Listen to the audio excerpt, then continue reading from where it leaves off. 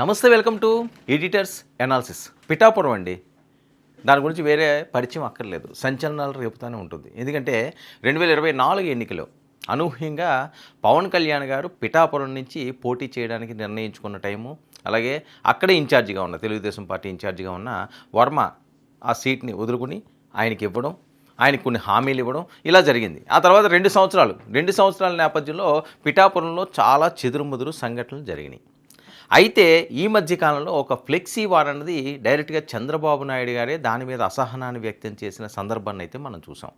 So ఆ తర్వాత పరిస్థితుల్లో స్టేట్ కమిటీలోకి పిఠాపురం వర్మ గారిని తీసుకోవడం, సరే ఆయన ఏదో బుజ్జగిస్తున్నారు, అంతా సైలెంట్ అయింది. పెద్ద ఆయన కూడా ఏదో పిలిచి మాట్లాడారు.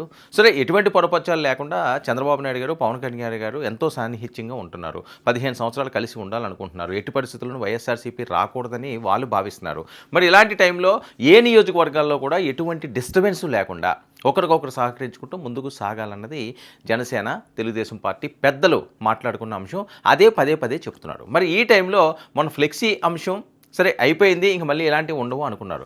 అనూహ్యంగా పిఠాపురం వర్మ, మాజీ ఎమ్మెల్యే వర్మకు తెలుగుదేశం పార్టీ షాక్ అంటూ పెద్ద ఎత్తున ప్రచారం. ఇన్ఛార్జ్ బాధ్యతల నుంచి ఆయన్ని ఇప్పుడు తప్పించడం అన్నది సెన్సేషనల్ సృష్టిస్తుంది. తరచుగా జనసేన శ్రేణులు వర్మ మధ్య ఎప్పటికప్పుడు అలజడులు చెలరేగుతున్నాయి.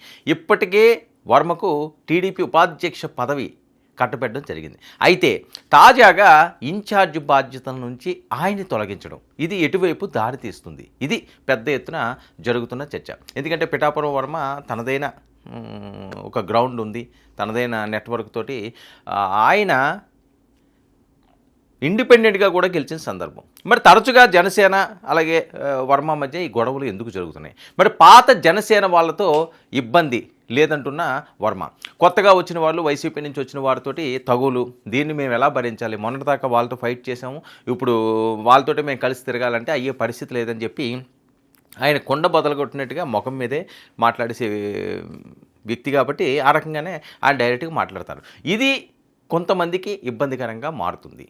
ఇదే జరిగితే వేరే నియోజకవర్గాల్లో కూడా మరి దీని ఎఫెక్ట్ పడుతుందనుకున్నారో ఏమనుకున్నారో ఆ బాధ్యతల నుంచి ఆయన తప్పించారు. ఒక ఇన్ఛార్జ్ బాధ్యతల నుంచి అక్కడ ఇన్ఛార్జిగా ఉన్న వ్యక్తుల్ని, ఎమ్మెల్యే స్థాయి వ్యక్తిని మార్చడం అంటే, లేకపోతే అక్కడి నుంచి తప్పించడం అంటే చాలా పెద్ద డిసిషన్ లాగే ఇది చూడొచ్చు. మరి దీని పర్యవసానాలు ఏమవుతాయన్నది చర్చనీయాంశంగా మారుతుంది. అయితే వైసీపీ నుంచి వచ్చిన వారితో ఈయనకి ఇబ్బందులు అని చెప్పి ఈయన మాట్లాడు, మరి ఏ పార్టీ నుంచి వచ్చినా జనసేనే కదా అని చెప్పి వాళ్ళ వెర్షన్. మరి చూసే వాళ్ళకు టీడీపీ వర్సెస్ జనసేన అన్నట్లే పిఠాపురంలో సీన్ ఉంటుంది అని.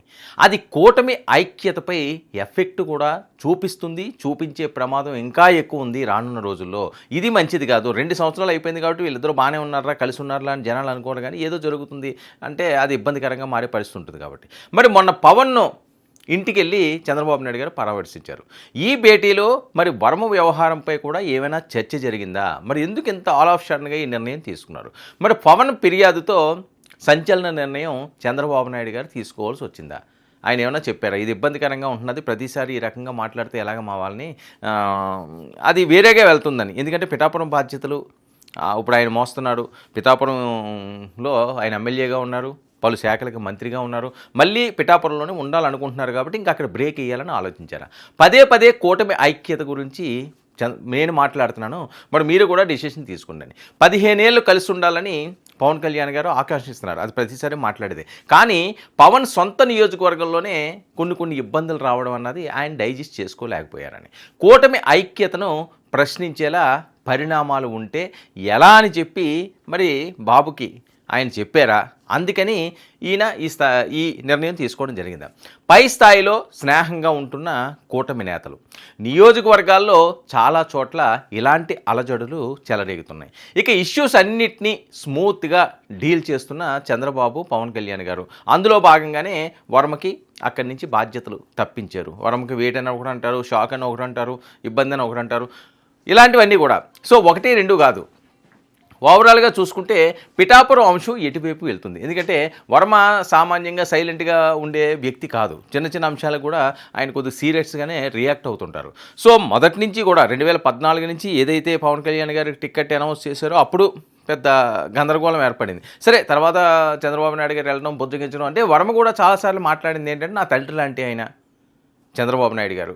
ఆయన ఏమన్నా సరే మేము పడతాము, ఓ దెబ్బ కొడితే ఏంటి, ఒక తిట్టు తిడితే ఏంటి అని చెప్పి ఆయన పదే పదే మాట్లాడుతుంటారు. మరి ఇలాంటి టైంలో మొన్న అంశం సైలెంట్ అయిపోయింది. ఇంక మళ్ళీ వర్మగారో లేకపోతే ఇంకొకరు ఈ ఈ గలాటాలు ఉండే పరిస్థితి లేదు, లేకపోతే ఈ రకంగా డైరెక్ట్గా మాట్లాడే పరిస్థితి ఉండదు అని చాలామంది భావించారు. కానీ ఇలాంటి సమయంలో ఒక్కసారిగా ఈ నిర్ణయం తీసుకోవడం వెనుకున్న ఆంతర్యం ఏంటి?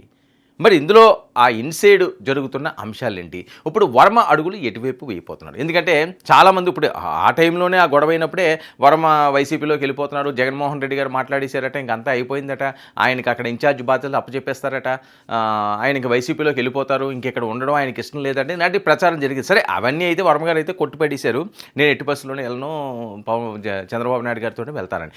ఇప్పుడు ఇన్ఛార్జ్ బాధ్యతలు కొనసాగుతున్నాడు. మరి ఇన్ఛార్జ్ బాధ్యతలే తీసినప్పుడు మరి ఆయన ఏమైనా ప్రెస్టేషన్గా తీసుకుంటారా, ప్రెస్టేజియస్గా ఫీల్ అవుతారా దీన్ని? ఎందుకంటే ఏదైనా ఒక ఉద్యోగం ఉన్నప్పుడు సన్నగా పీకేశారనుకోండి, కొన్ని ఇబ్బందులు అవమానాలు ఉంటాయి.